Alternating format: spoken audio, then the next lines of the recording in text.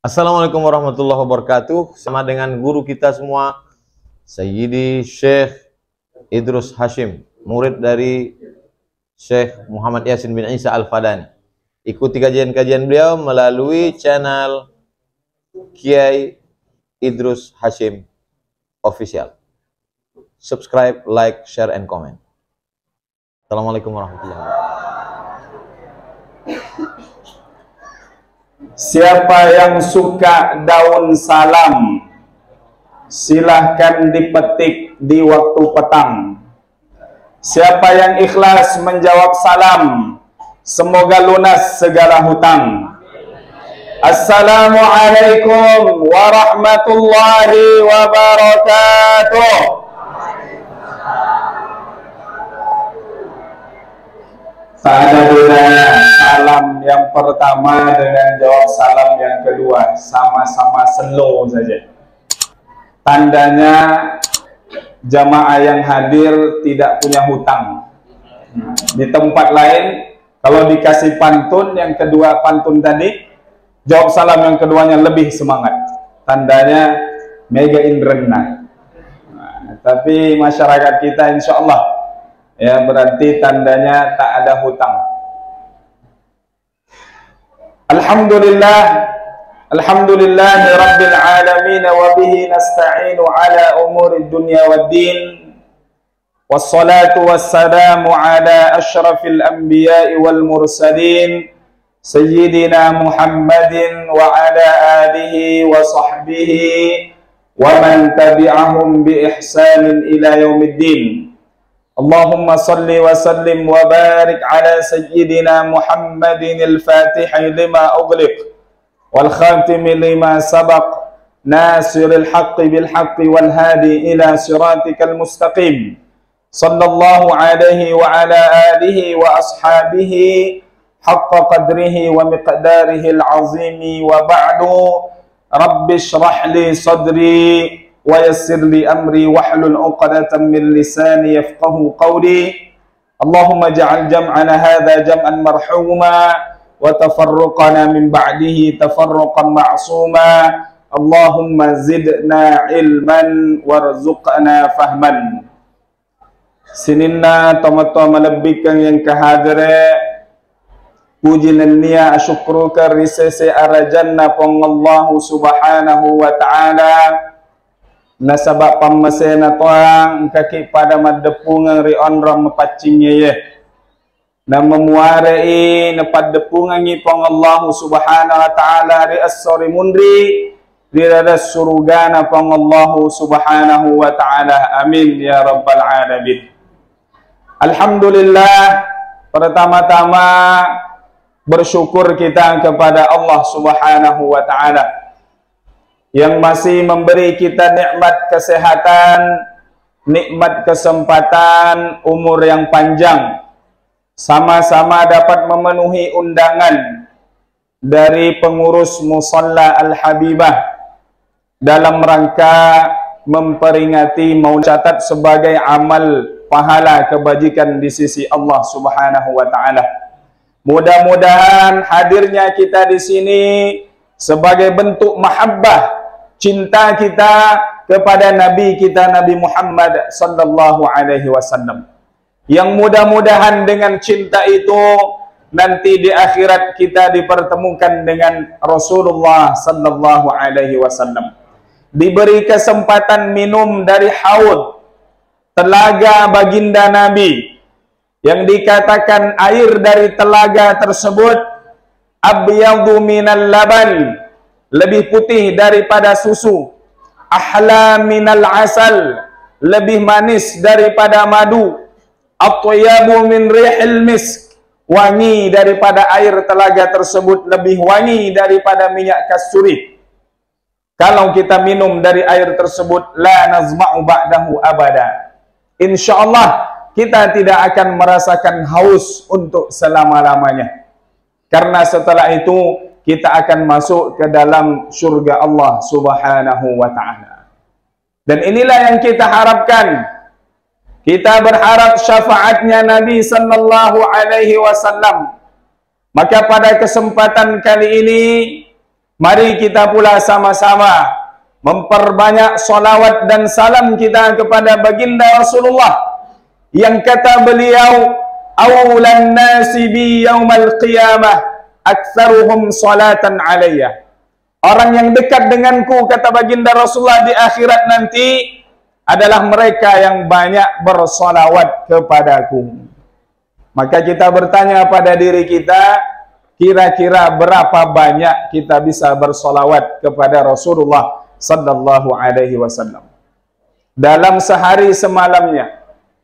Sahabat Rasulullah Ubay bin Ka'ab berkata kepada baginda Rasulullah, ya Rasulullah, saya di antara waktu yang aku pakai untuk berdoa, sebagiannya aku pakai untuk berdoa untukmu. Maknanya bersalawat kepada Nabi sallallahu alaihi wasallam.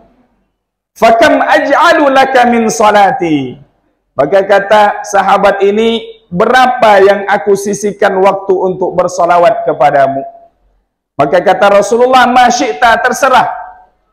Maka kata sahabat ini, ar-rubu'u ya Rasulullah. Kalau begitu seperempat dari waktu yang aku pakai berdoa, aku pakai untuk bersalawat kepadamu. Masyita wa in zitta fadzaka khair. Kata Nabi sallallahu alaihi wasallam, terserah engkau, kalau kau tambah lebih bagus lagi. Kalau begitu separuhnya Rasulullah. Kalau kau tambah lebih baik lagi, kata Rasulullah. Kalau begitu 2/3-nya Rasulullah. Terserah, kata baginda Nabi, namun kalau kau tambah lebih bagus lagi. Maka kata sahabat ini, kulluhu ya Rasulullah. Kalau begitu semua waktu yang aku pakai berdoa, aku pakai untuk bersalawat kepadamu. Maka apa kata Nabi sallallahu alaihi wasallam? Tukfa hammuka wa yughfaru dzanbuka. Kalau demikian yang kau lakukan wahai sahabatku, maka akan dicukupkan semua yang menjadi keinginanmu. Apa yang menjadi hajat kita? Hajat kita sangat banyak kepada Allah Subhanahu wa taala. Kita ingin ini, ingin itu. Ingin anak kita menghafal Al-Quran, ingin anak kita masuk kuliah, ingin punya kebun yang luas, ingin punya rumah yang bagus, ingin masuk surga Allah Subhanahu wa ta'ala. Maka betapa banyak hajat kita kepada Allah. Maka kata Luqmanul Hakim kepada anaknya, di antara nasihat yang beliau sampaikan, wahai anakku, beribadalah engkau kepada Allah sebetapa banyak hajat dan kebutuhanmu kepada Allah. Maknanya hajat butuh kita kepada Allah sangat banyak. Berarti ibadah yang harus kita lakukan juga haruslah banyak. Sekarang banyak orang ingin bekerja sedikit, penghasilannya banyak. Meloi mega wasale napa pole, tapi makutu majama. Cedek ba melo-nelo makreso. Nah, ini tidak cocok, ya. Kalau kita ingin banyak yang kita dapatkan, maka harus banyak pula usaha yang kita lakukan. Maka seberapa banyak butuh hajat kita kepada Allah, maka sebanyak itu pula harusnya ibadah kita kepada Allah Subhanahu wa taala. Mau masuk surga, salat 5 waktu masih sering ditinggalkan. Bagaimana bisa masuk surga Allah Subhanahu wa taala? Sementara kata baginda Nabi, awwalu ma yuhasabu bihil abdu yaumal qiyamah salatah. Yang pertama kali dihisab, dihitung nanti di akhirat sempajata. Nareko suku ira sempajangnya suku to ni, yaitu apalanna amalak tak lainnya sedekata, puasata. Tapi kalau salat kita yang kurang, masih sering meninggalkan salat subuh. Bahkan salat subuhnya digabung dengan salat duha. Nah, matandre ni matanna soy napi moto labet ni waktu subuh. Dia ni ga malaikat yang macata. Maka dia Nabi sallallahu alaihi wasallam, orang yang tidak bangun salat subuh, tidur dia, dzaka bala syaitanu fi udhuni au fi udhunaihi. Ya nara tahu matindro dia na masuk pada subuh, maka dia Nabi tak ya ratawe na temengi setange dak culinna. Jadi ko ada noto ambok nenek masuk pada subuh, jadi ibu-ibu boleh coba dicium telinganya. siapa tahu dikencingi oleh setan. Karena tidak dengar, tidak mau memenuhi panggilan muadzin. As-salatu khairum minan naum. Salat lebih baik daripada tidur. Kata dia, an-naumu khairum minas salah. Tidur lebih baik daripada salat. Ya tidurlah. Tapi nanti terima ancaman Allah Subhanahu wa taala. Fawailul lil musallin. Celaka bagi orang yang salat. Alladzina hum an salatihim sahun. Tapi masih lalai dengan salatnya, dikerjakan sebagian salat, ditinggalkan salat yang lain, diberi ancaman neraka wail oleh Allah Subhanahu wa taala. Dikatakan neraka wail ini amidul qa'ri khabithut ta'mi. Bagi orang yang melalaikan salatnya nanti ada neraka khusus bagi dia. Kalau biasanya ada, ini ruangan khusus bagi orang yang merokok. Nanti di neraka juga ada tempat khusus bagi orang yang tidak mau sholat. Namanya neraka wail. Dia sangat dalam. Di dalam neraka. Khabithut ta'mi. Aroma di sana sangat busuk sekali. Tak bisa kita berdiam di sana. Wal'iyadzubillah. InsyaAllah kita yang hadir di sini semuanya masuk surga Allah Subhanahu wa ta'ala. Amin ya rabbal alamin. Maka Bapak Ibu yang dirahmati Allah Subhanahu wa taala, dalam rangka momentum memperingati Maulid Nabi sallallahu alaihi wasallam ini, yang pertama yang menjadi pengingat bagi kita, seberapa sering kita mengingat Nabi sallallahu alaihi wasallam. Dalam suatu ungkapan dikatakan, man katsura dzikruhu, man ahabba syai'an katsura dzikruhu. Yang mencintai sesuatu akan banyak mengingatnya. Cinta kepada handphonenya, bangun tidur yang dicari HP-nya. Bangun tidur lupa untuk berdoa, karena yang dibuka pertama HP-nya, dibuka grup WhatsApp-nya. Nah, dilihat Facebook-nya, tetangga sebelah update status baru. Lupa akhirnya berzikir kepada Allah Subhanahu wa taala. Alhamdulillahilladzi ahyana ba'dama amatana wa ilaihi nusyur. Ini sunnah Nabi. Kita bilang kita cinta kepada Nabi, tapi sunnah Nabi kita tinggalkan. Maka Bapak Ibu yang dirahmati Allah Subhanahu wa taala, seperti yang dilakukan oleh sahabat tadi, mengatakan semua waktu yang aku pakai berdoa, aku pakai untuk bersalawat kepadamu ya Rasulullah, maka akan dicukupkan keinginannya, hajatnya oleh Allah. Wa yughfaru dzanbuk, dan diampuni dosanya oleh Allah Subhanahu wa ta'ala. Apalagi yang kita harapkan lebih daripada mendapatkan ampunan Allah Subhanahu wa ta'ala? Maka perbanyak salawat kepada Nabi sallallahu alaihi wasallam. Bagaimana bersalawat kepada Nabi, Ustaz? Salawat kepada Nabi banyak ragamnya, banyak jenisnya.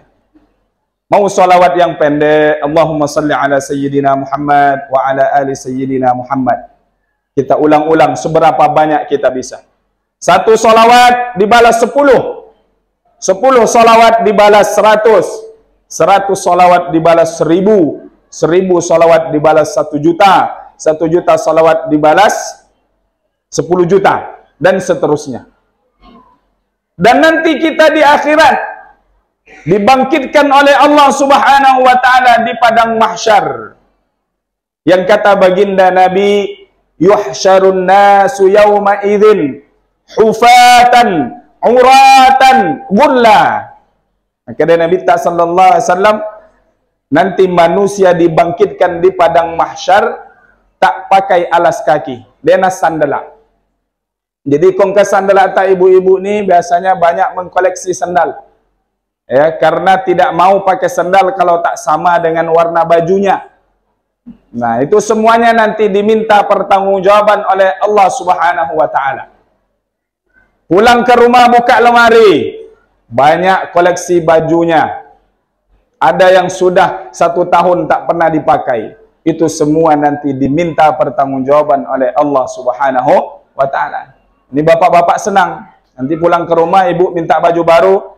Ingat, nanti diminta pertanggungjawaban oleh Allah Subhanahu wa ta'ala. Pakai baju yang masih ada. Karena ini cara baginda Rasulullah hidupnya bagaimana? Sederhana. Rasulullah hidupnya sederhana.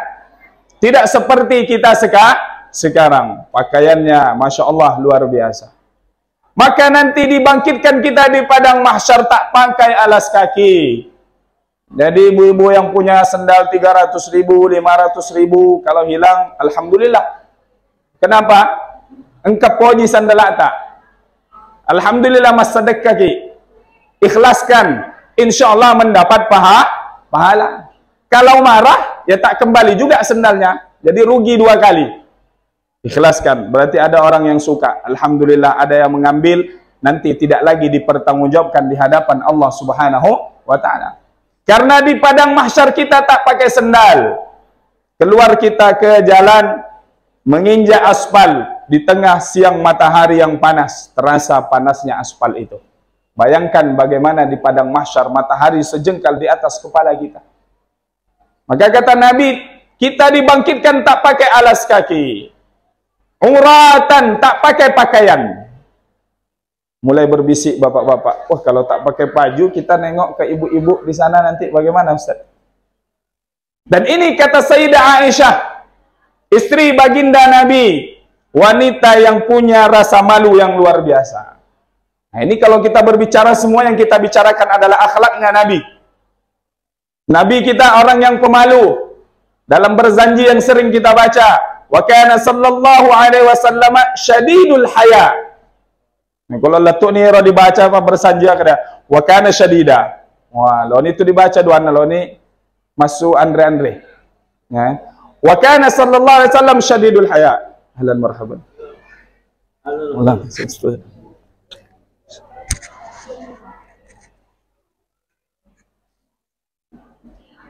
Selamat datang kepada guru kita Kiai Idrus Hashim.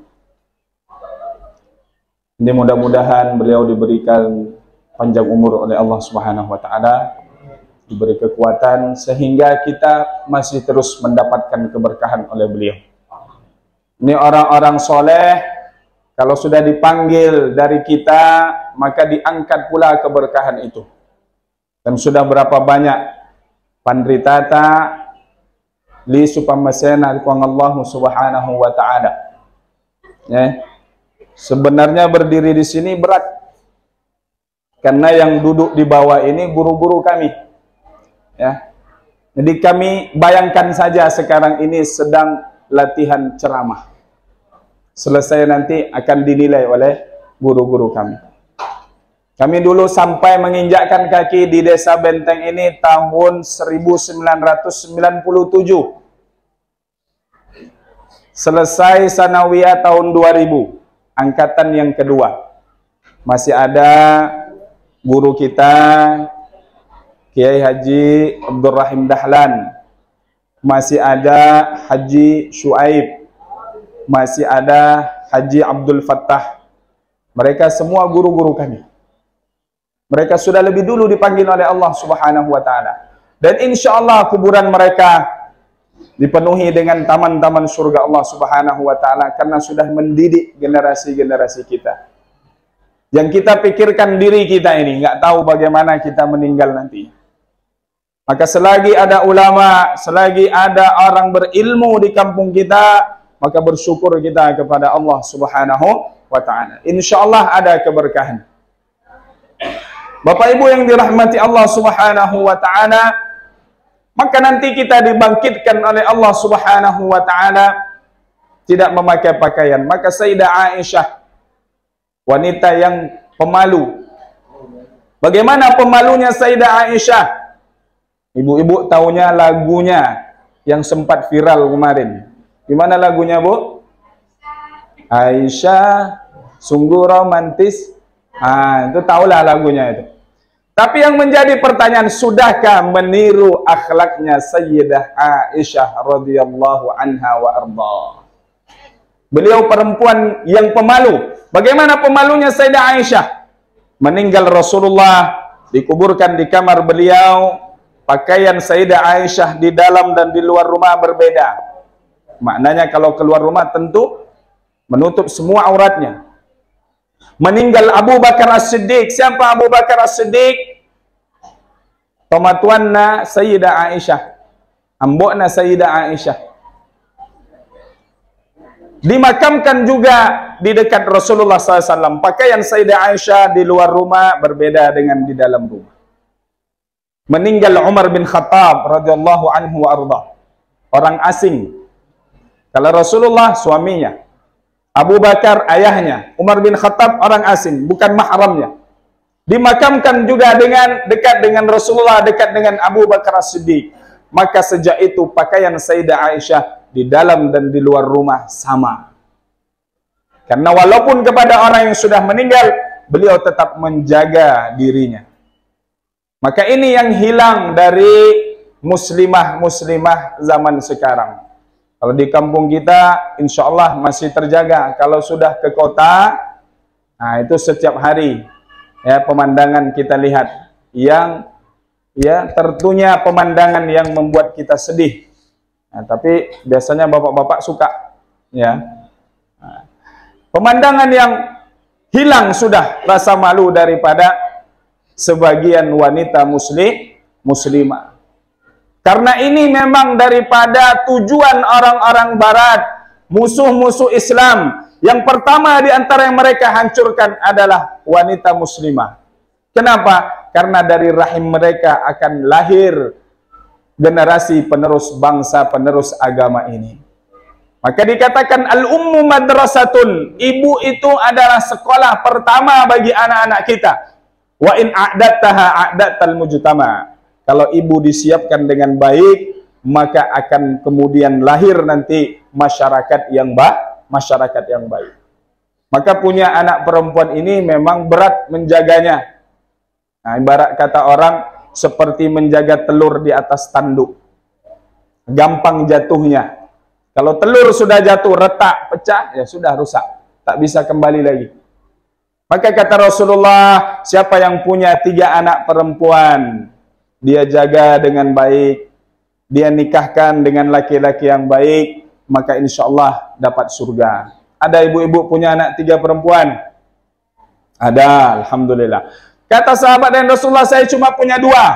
Nah, punya 2 juga demikian. Kalau dididik dengan baik, dinikahkan dengan laki-laki yang baik, insya Allah balasannya surga. Saya cuma 1 Rasulullah. Ya, yang punya 1 anak perempuan, dia jaga dengan baik, dididik dengan baik, kemudian dinikahkan dengan laki-laki yang baik, maka insya Allah masuk surga Allah Subhanahu wa Ta'ala. Maka mudah-mudahan ini menjadi juga di antara perhatian kita. Selesai kita melaksanakan acara maulid ini, kita perhatikan anak-anak gadis kita, anak-anak perempuan kita, karena ya inilah di antara tujuan orang-orang barat, bagaimana kemudian membuat anak-anak kita ini terlena dengan budaya, baik cara pakaiannya, cara berinteraksi dan seterusnya.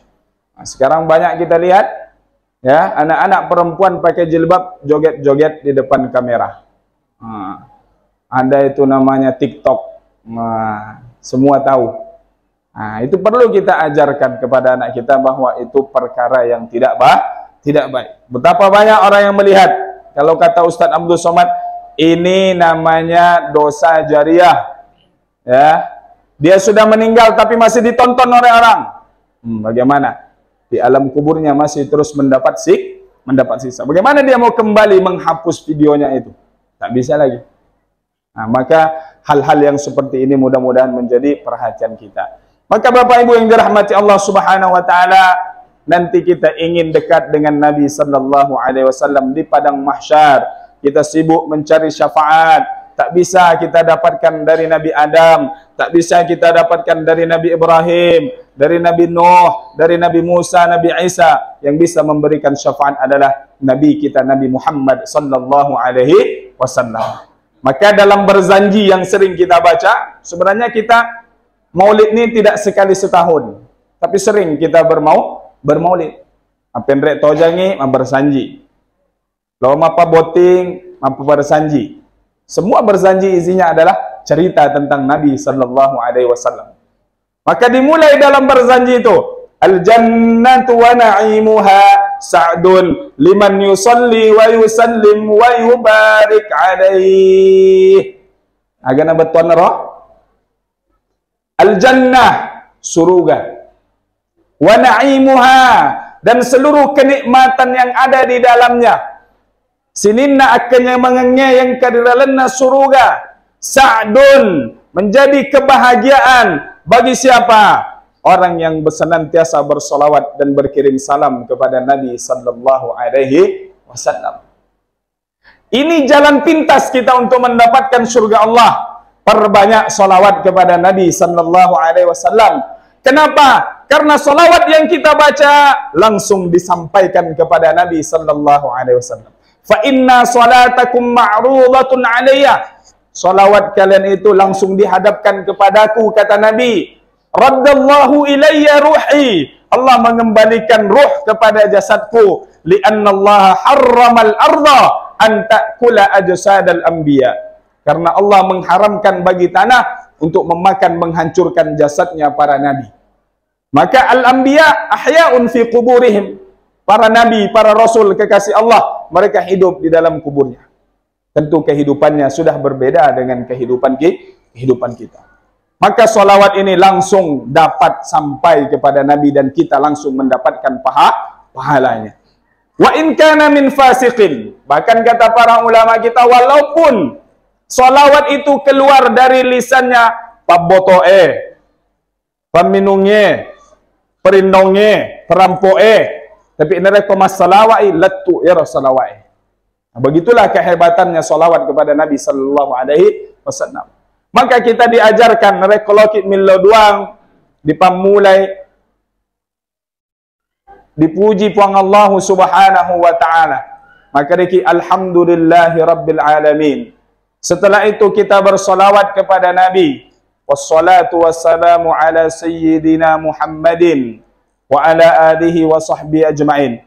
Baru setelah itu kita berdoa, minta kebahagiaan dunia akhirat, minta kemudian dijauhkan dari fitnah, minta kemudian dimudahkan segala urusannya. Kalau kita berdoa kepada Allah, perbanyak minta untuk urusan akhirat. Nah, jangan perbanyak minta urusan dunia. Dunia ini sudah dijamin oleh Allah.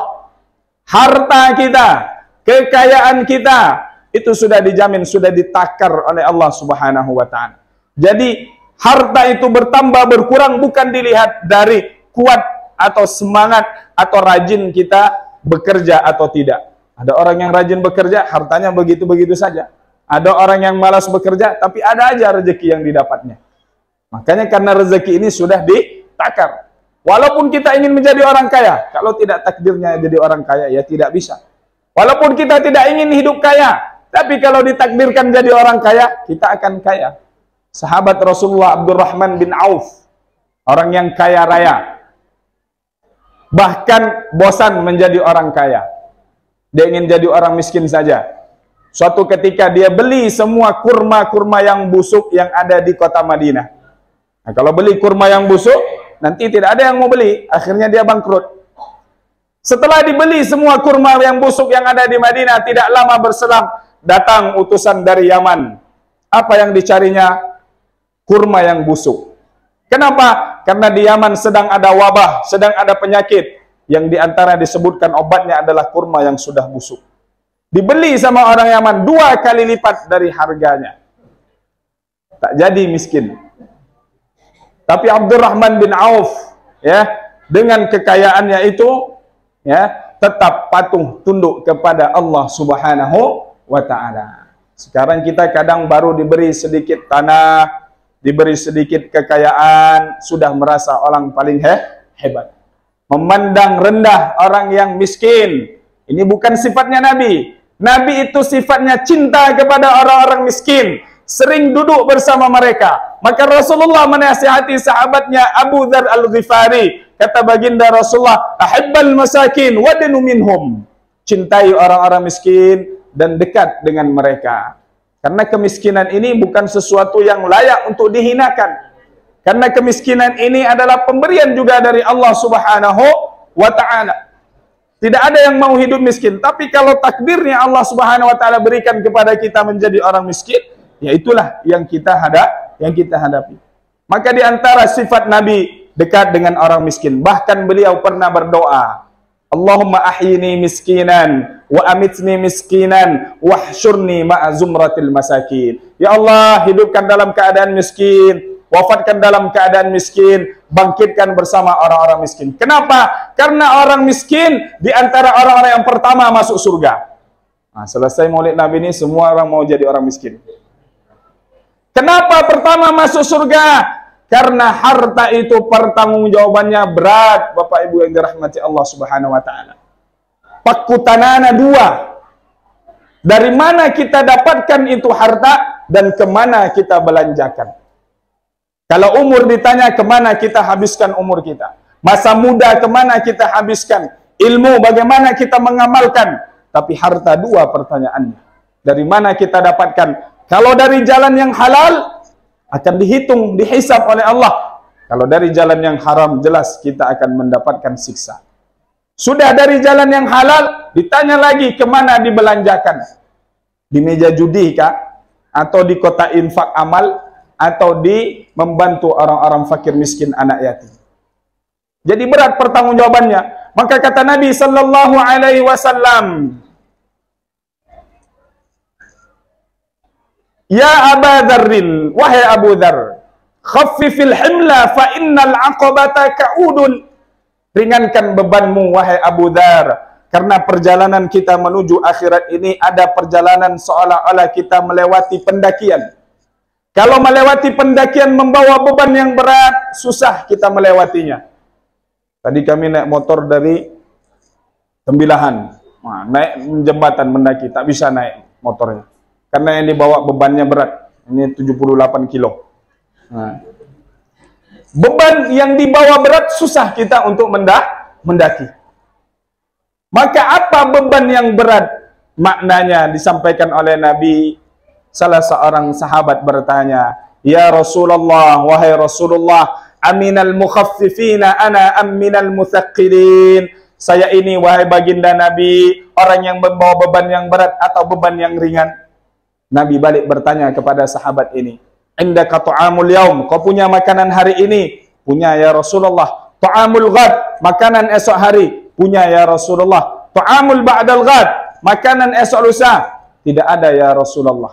Jadi sahabat ini cuma punya bekal bisa dimakan 2 hari ke depan, besok dan lusa. Maka kata Nabi sallallahu alaihi wasallam, ketahuilah, orang yang punya bekal bisa dimakan 3 hari di rumahnya, sudah termasuk orang yang membawa beban yang berat, dipertanggungjawabkan di hadapan Allah Subhanahu wa ta'ala. Oh, masih di PNS Di PNS sudah ada jaminan, setiap bulan pasti dapat. Jaminan masa tua, pensiun. Nah, berarti berat pertanggungjawaban di hadapan Allah Subhanahu wa ta'ala. Bagaimana menghindarinya? Ya, kalau ada kelebihan harta, infakkan ke musola kita. Ada kelebihan harta, bantu orang yang membutuhkan. Karena itulah harta kita yang sesungguhnya. Yang kita pakai ini nanti habis. Yang kita makan keluar lagi. Tapi harta yang kita belanjakan di jalan Allah, itulah yang insya Allah kita dapatkan balasannya di kehidupan akhirat nantinya. Maka Bapak Ibu yang dirahmati Allah Subhanahu wa taala, ya mari sama-sama kita bermuhasabah, introspeksi diri kita, kita lihat sudah sejauh mana kita mengikuti ajaran Nabi sallallahu alaihi wasallam. Dimulai dari mana Ustaz? Mulai dari yang fardu, mulai dari yang wajib. Karena kata Imam Al-Ghazali rahimahullahu taala dalam kitab beliau Bidayatul Hidayah, wa'lam, ketahuilah, anna awamirallahi faraidun wa nawafil. Perintah Allah itu ada yang fardu, ada yang wajib, ada yang sunnah, ada yang anjuran. Secara umum perintah Nabi atau perintah Allah 2 saja. Ada perintah yang harus dikerjakan, ada yang boleh ditinggalkan. Ini yang kita sebut dengan yang fardu. Yang fardu ya sholat di bawah waktu, puasa Ramadan, zakat, berangkat haji kalau mampu. Yang sunnah-sunnah, qabliyah, ba'diyah, sunnah rawatib, sholat duha, zikir, baca Quran, sedekah. Yang wajib, yang fardu ini ra'su mali abdin. Dia itu ibarat modal kita. Nah, kita kalau berdagang, modal itu tidak boleh berkurang. Kalau berkurang modal, hilang habis bangkrut kita. Maka begitu juga yang fardu-fardu kalau ditinggalkan berarti terancam keselamatan kita di dunia, lebih-lebih di kehidupan akhirat. Dengan mengerjakan yang fardu bisa kita dapatkan keselamatan. Dengan menambah yang sunnah, wabiha tahsulud darajat. Dengannya kita mendapatkan derajat di sisi Allah Subhanahu wa ta'ala. Karena nanti kita tempatnya di surga beda-beda. Ya. Ada yang tempatnya lebih tinggi, ada yang tempatnya di surga Firdaus dan lain sebagainya. Tergantung. Dilihat dari apa? Bukan dari yang fardu. Dilihat dari betapa banyak kita menambah amalan sunnah. Maka kalau hanya mencukupkan dengan yang fardu masih mengkhawatirkan. Karena bisa jadi yang fardu itu ada yang kurang. Maka nanti dihitung sholat kita. Ada yang kurang. Dilihat sholat sunnah kita. Kalau ada, maka bisa kemudian menutupi yang fardu yang kurang tadi. Ada puasa kita yang kurang, maka ada nggak dilihat puasa sunnah kita Senin, Kamis, Ayyamul Bid, puasa Arafah, puasa Al-Asyrah, Yaumu Ashura, puasa 10 Muharram, dan seterusnya. Nah ini Bapak Ibu yang dirahmati Allah Subhanahu wa ta'ala, ya maka mudah-mudahan dengan sempena memperingati Maulid Nabi sallallahu alaihi wasallam ini kita kembali mengintrospeksi diri kita. Mudah-mudahan kita menjadi pribadi yang mencontoh baginda Nabi sallallahu alaihi wasallam dari sifat-sifat beliau, akhlak karimah, ya. Karena Nabi itu visinya di antara visi utamanya, innama bu'istu li utammima makarimal akhlak. Aku diutus untuk menyempurnakan akhlak. Bagaimana kita bisa berakhlak? Beribadah dengan baik. Li'annal akhlak thamratun min thamaratil ibadah. Karena orang yang bisa berkata jujur, orang yang kemudian bisa menjaga pandangannya, orang yang kemudian menjaga amanah adalah orang yang ibadahnya bagus kepada Allah Subhanahu wa ta'ala. Tidak kita temukan orang yang selalu menjaga salatnya 5 waktu kemudian dia mudah berbohong, berdosa. Karena orang yang menjaga salatnya insyaallah dijauhkan daripada sifat-sifat tercela. Inna salata tanha 'anil fahsya'i wal munkar. Bagaimana Ustaz ada orang salat tapi maksiat jalan terus? Itu katanya STMJ. Salat tetap, maksiat jalan terus. Nah, kenapa? Karena dia belum memahami hakikat daripada salat. Atau salatnya tidak dihayati, tidak kemudian menjadi bagian daripada kehidupannya. Maka kalau salat sudah dibawa keluar masjid, maknanya salat, ibadah salat tidak hanya kita lakukan di masjid saja, di mushola saja, tapi dalam kehidupan kita sehari-hari. Selesai kita salat, kemudian pergi kita ke tempat kita berniaga, ke warung, ke toko kita bawa salat kita. Allah melarang kita untuk mengurangi timbangan, maka kita berniaga tidak mengurangi timbangan. Allah melarang kita menipu, maka kita dalam berusaha tidak menipu orang lain dan seterusnya. Maka pada hakikatnya berakhlakul karimah adalah bagaimana kita bisa beribadah dengan baik, maka nanti akan memunculkan perilaku yang baik pula. Karena Sayyidah Aisyah ditanya oleh sahabat, "Ma khuluqu Rasulillah?" Apa akhlaknya baginda Nabi sallallahu alaihi wasallam? Kata Sayyidah Aisyah, "Kana khuluquhul Qur'an." Akhlaknya baginda Nabi adalah Al-Qur'an. Maka kita tanya diri kita, bagaimana interaksi kita dengan Al-Quran? Kapan terakhir kita khatam membaca Al-Quran? Pikir-pikir kapan? Lupa. Saking lamanya. Alhamdulillah Ustaz, Ramadan kemarin khatam. Sekarang sudah bulan Rabiul Awal. Sudah berapa bulan selesai Ramadan? Berapa juz yang sudah kita baca? Tak ada Ustaz, Qurannya sudah disimpan di rak buku. Wal'iyazubillah. Nah, wirid Al-Quran itu harus menjadi wirid harian kita. Umat ini diberikan mukjizat yang khalidah, mukjizat yang kekal, Al-Quranul Karim. Semua mukjizat para nabi terlalu hilang, habis bersama meninggalnya dengan nabi dan rasul. Tetapi Al-Quran mukjizat yang kekal sampai hari kiamat. Maka di musalla kita atau di sekolah kita, Pondok Pesantren Yayasan bin Dahlan ini ada membina anak-anak kita untuk belajar Al-Quran, tahsin, bagaimana memperbaiki bacaan. Nah, pernah nggak kita datang kepada Ustadz, Ustadz, tolong bacaan saya diperhatikan, sudah benar tidak sesuai dengan tajwid, makharijul hurufnya, minimal Al-Fatihah. Kenapa? Karena Fatihah bagian daripada rukun di dalam salat. Nah, ini diantara sebabnya salat dia tapi masih maksiat. Karena bisa jadi bacaan Fatihahnya tidak benar. Sudah dibilang alhamdu, dibaca juga alkamdu. Ya. Susah membedakan mana ha, mana kha. Maka alhamdulillah kalau anak-anak kita, kami melihat ya, mudah-mudahan desa kita diberikan keberkahan dengan kemudian memperhatikan Al-Quran. Karena kalau Al-Quran diberikan tempat yang pertama, maka insya Allah akan turun berkah ke tempat kita, ke kampung kita. Bagaimana tidak? Al-Quran diturunkan dengan perantara malaikat Jibril, maka malaikat Jibril menjadi malaikat yang paling utama di antara malaikat yang lain. Al-Quran diturunkan di kota Mekah, maka kota Mekah menjadi tanah haram, tanah yang suci. Al-Quran juga diturunkan di Madinah, lalu kemudian Al-Quran diturunkan kepada Nabi Sallallahu Alaihi Wasallam, maka Nabi menjadi Nabi yang utama, Sayyidul Anbiya'i war Rusul, pemimpin segala Nabi dan Rasul. Maka bayangkan bagaimana kalau Al-Quran mendapatkan tempat di dalam hati kita. Maka ini Bapak Ibu yang dirahmati Allah Subhanahu wa Ta'ala, pada hakikatnya kita sudah banyak mengetahui, banyak sudah kita dengar.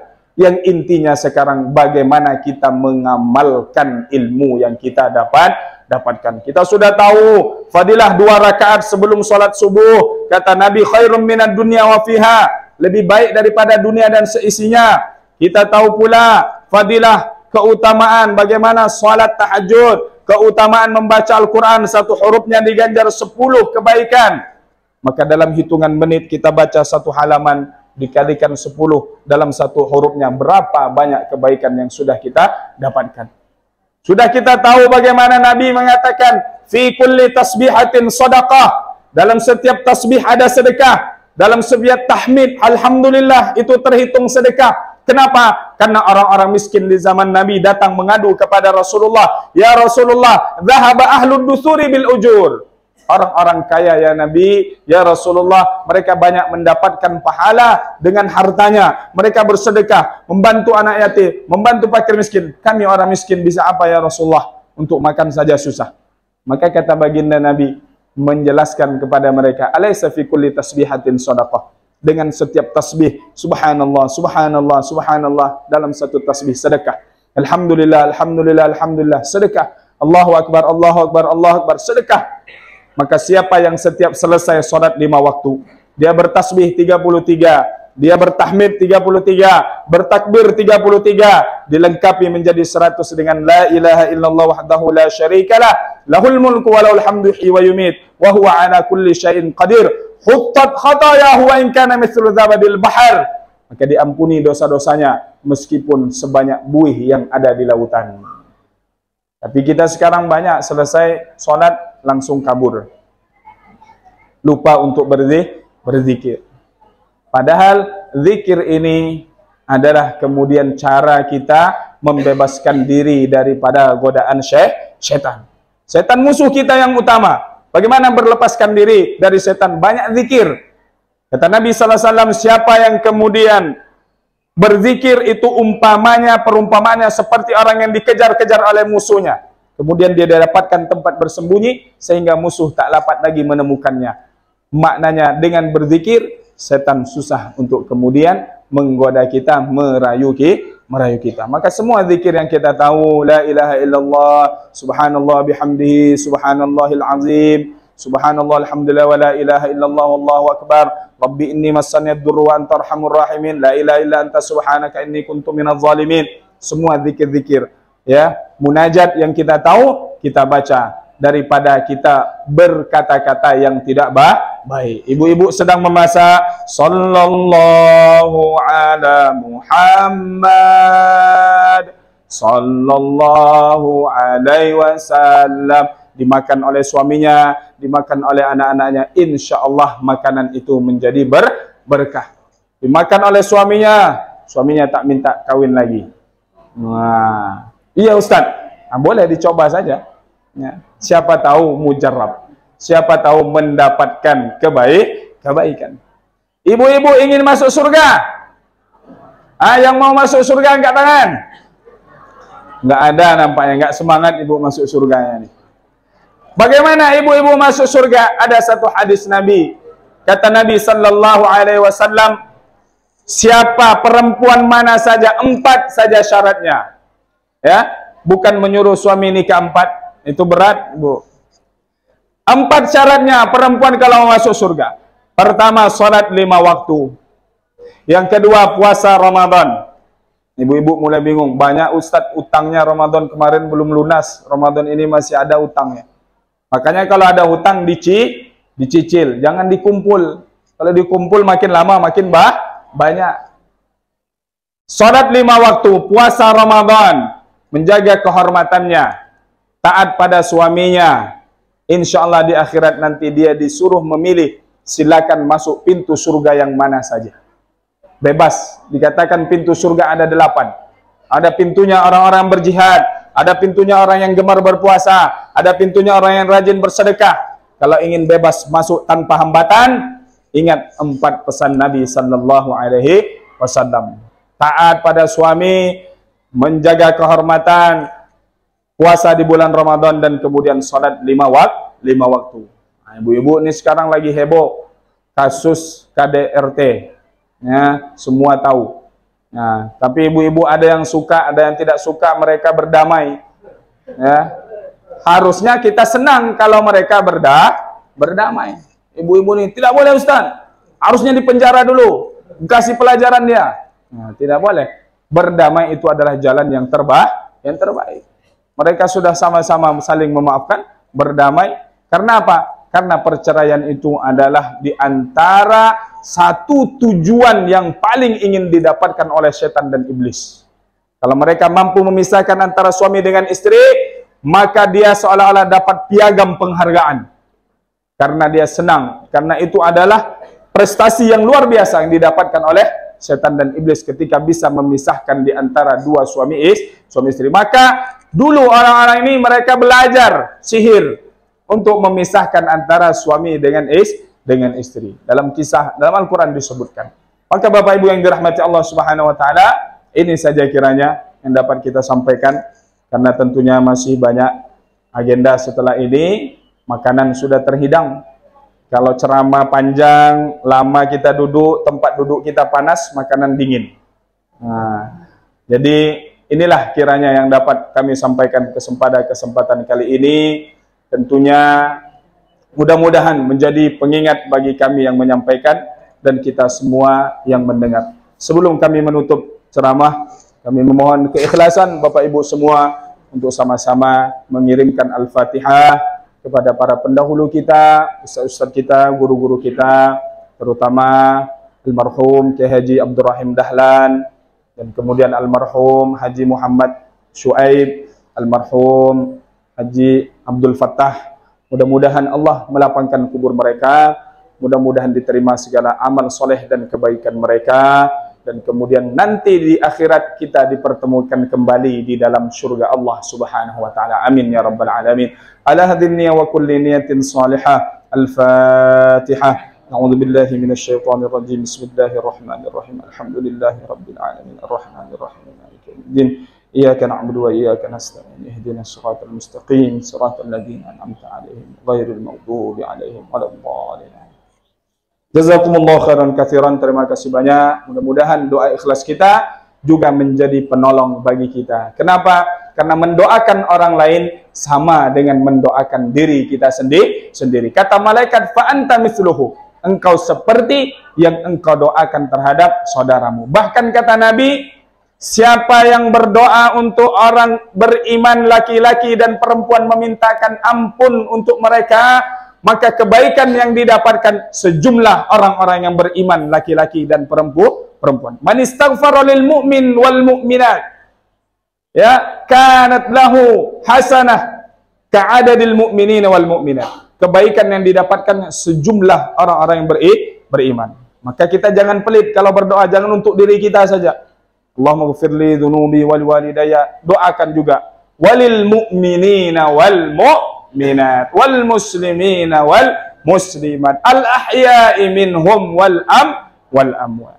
Dengan demikian kita juga insyaallah mendapatkan kebaikan. Mudah-mudahan bermanfaat. Sekali lagi, wallahu a'lam bishawab. Yang benar datangnya dari Allah, yang salah dari kami sendiri. Berdayung sampan bersama kekasih. Cukup sekian dan terima kasih. Kalau ada sumur di ladang, boleh kita menumpang mandi. Kalau ceramah kurang panjang, boleh diundang sekali lagi. Wassalamualaikum warahmatullahi wabarakatuh.